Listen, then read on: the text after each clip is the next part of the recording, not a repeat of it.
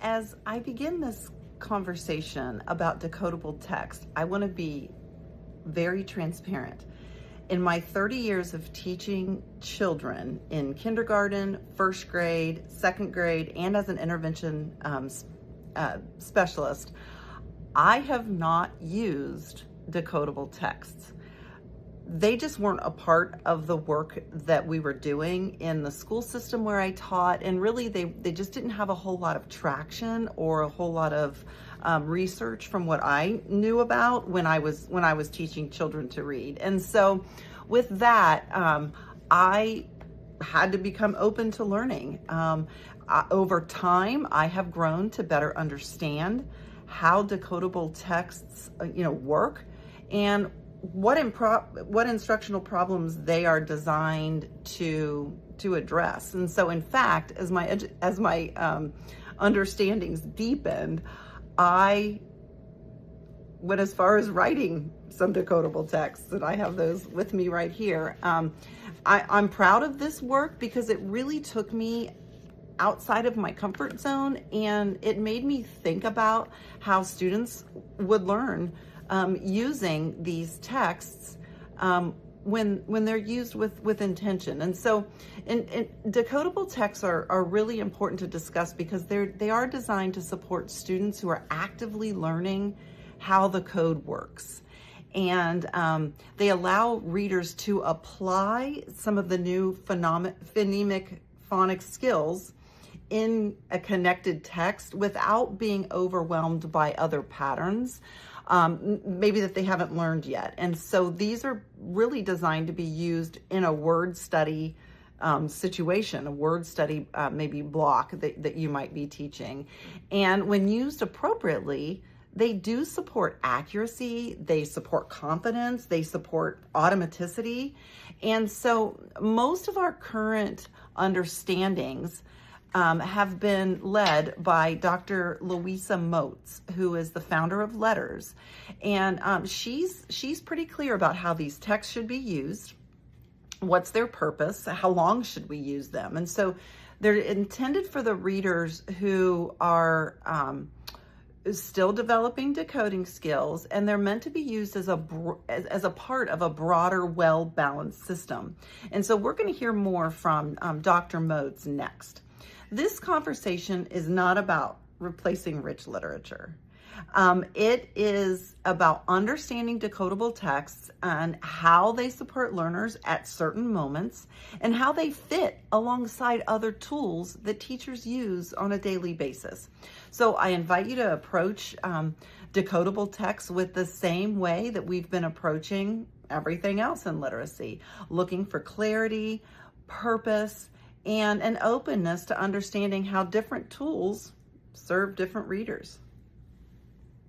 Necessary part of a phonics lesson. What's the point of learning the correspondence unless you can use it in reading? So it's to provide that practice.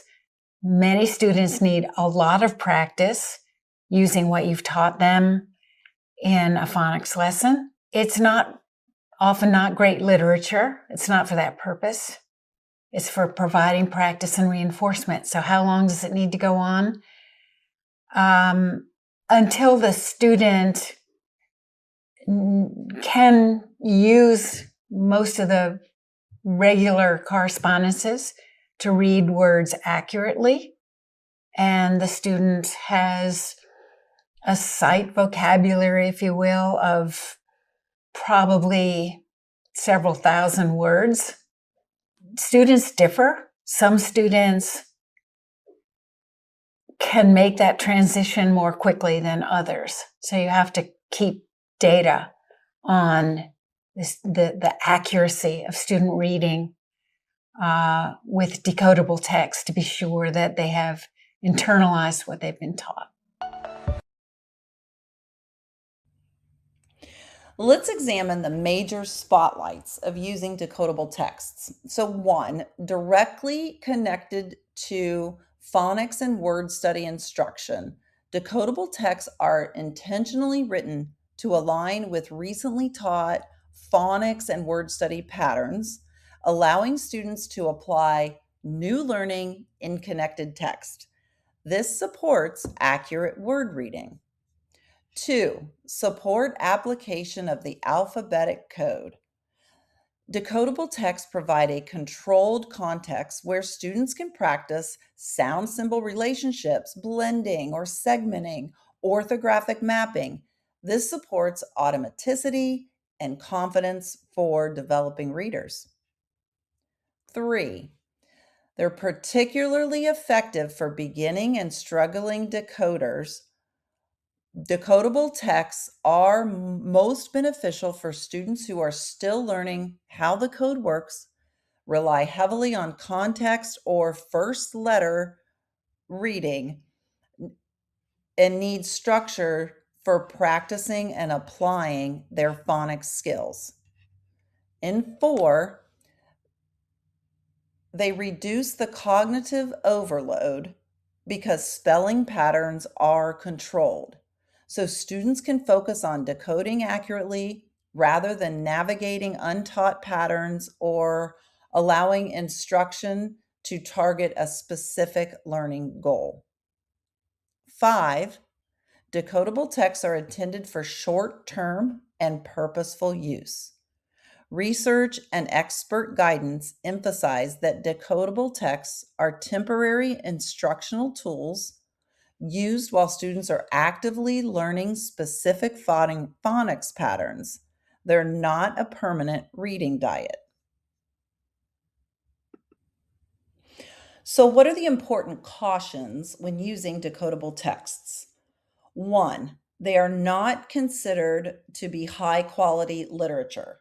So, decodable texts are written to support phonics instruction. They're not to showcase rich language, complex themes, literary craft. So, they should not replace authentic literature, content rich informational texts, meaningful read alouds, or your shared reading experiences.